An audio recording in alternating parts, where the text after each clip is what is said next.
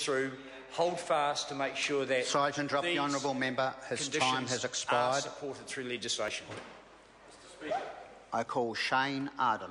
Thank you, Mr. Speaker. It's a pleasure to rise in this debate on the foreign chartered vessels of foreign crews, or foreign chartered vessels with foreign crews. Mr. Speaker, the Minister has spelt out very clearly, and I congratulate the Minister also on his new appointment.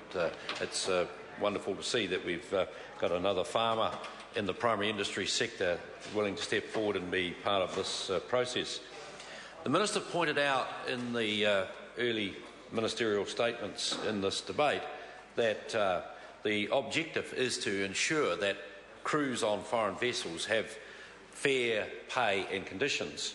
And it's true also what the opposition spokesman said about these conditions being well below standard for some time.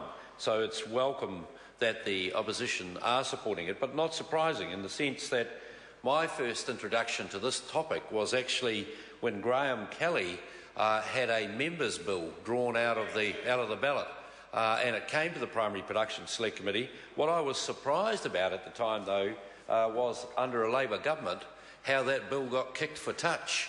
One of their own members' bills didn't progress as well as it could have, and I was a little bit surprised about that, I have to say, at the time.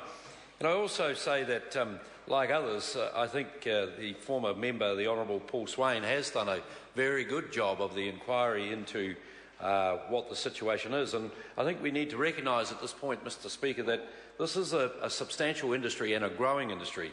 $1.5 billion worth of exports, opportunity to double and triple that over time in a sustainable way. But reputation is everything when it comes to marketing products around the world, and the fact that we may have had some activity going on in the industry that wouldn't hold us in good stead as far as our reputation goes is something that those in the industry should be concerned about themselves. No doubt during the Select Committee process we'll hear all the pros and cons to the foreign chartered vessel debate and versus ownership, New Zealand ownership and owned ships. And already we know what some of those debates will be about. It's about being able to manage quota for a very short season. It's about low value in quota, some quota fish, etc., and being able to capture that where we may not be able to commercially capture that if we couldn't have foreign chartered vessels.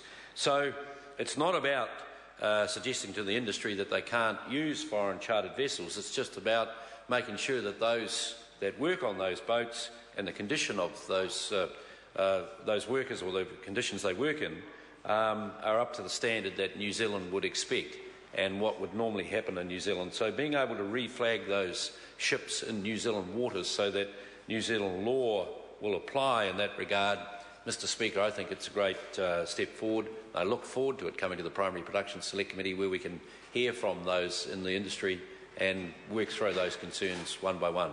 Thank you, Mr. Speaker. I call Moana Mackie. Thank you, Mr. Speaker, and as my colleague Damien